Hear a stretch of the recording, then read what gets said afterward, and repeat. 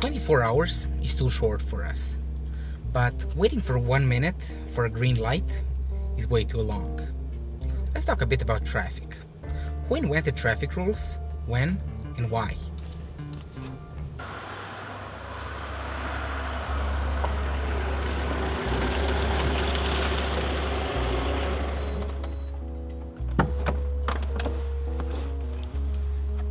Hi, I'm Neki.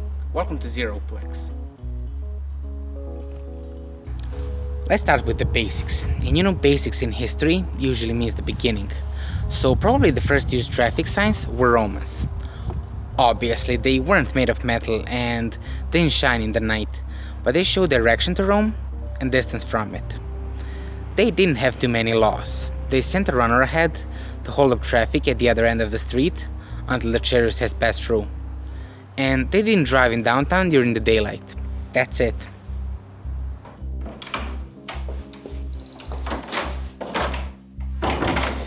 We have to travel through time now because since Romans until 19th century, not much happened to road regulations. British were first to have any kind of rules for traffic, after Romans of course. In 1861, they passed an act called Locomotive on Highways Act, which stated that vehicles' weight must not be over 12 tons and may not go faster than 10 miles per hour. That is 16 kilometers per hour. However, 4 years later, they revised it and required it to be preceded by a man carrying a red flag while on highway. And highway was basically any kind of road back then. Speed limits were also reduced to 6 kilometers per hour in non-urban and 3 in cities. But it also stated that at least 3 people are needed to operate the vehicle: a driver, stoker, and a flag carrier.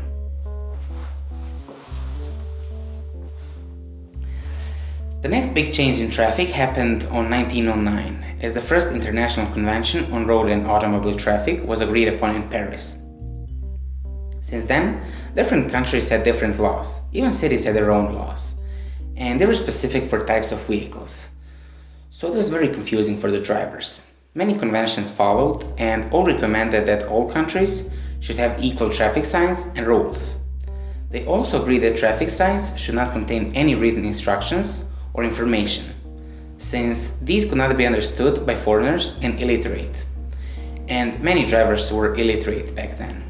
Shapes were also determined at this convention, and is as you know it now: triangle for warning, rectangular for guide, and round for regulatory. Next important thing happened in 1968, when stop sign became unique with its octagonal shape.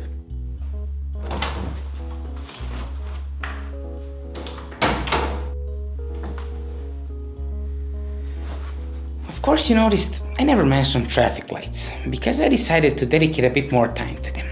The first one was used in London in 1868, near the Houses of Parliament. It only had 2 colors, green and red. It didn't use electricity, but gas, and exploded just a month into the service. It was never reactivated, but the idea was good, so in 1912, Lester Wire, a man from Ohio, created the first one that was electrical. And it was installed in 1914 in Cleveland, Ohio. The 3-color light came as evolution just few years later, in 1920, by hands of William Potts. The first linking of traffic lights was done in Salt Lake City in 1917, and automatic ones were introduced in 1922 in Houston.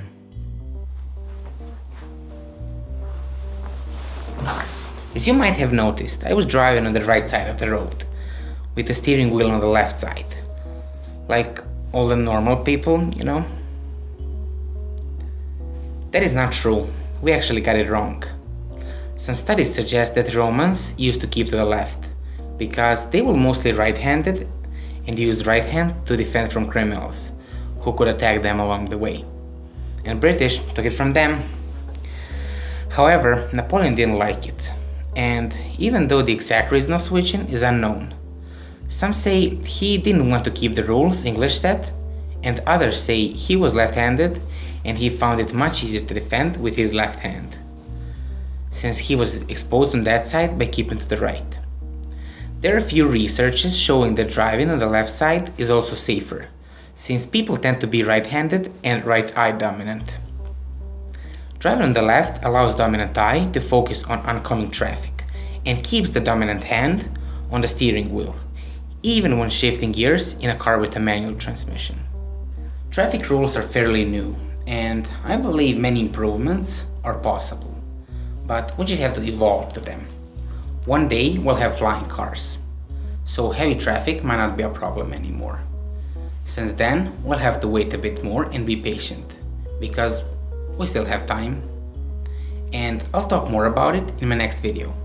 But until then, thanks for watching, and I'll see you next Tuesday.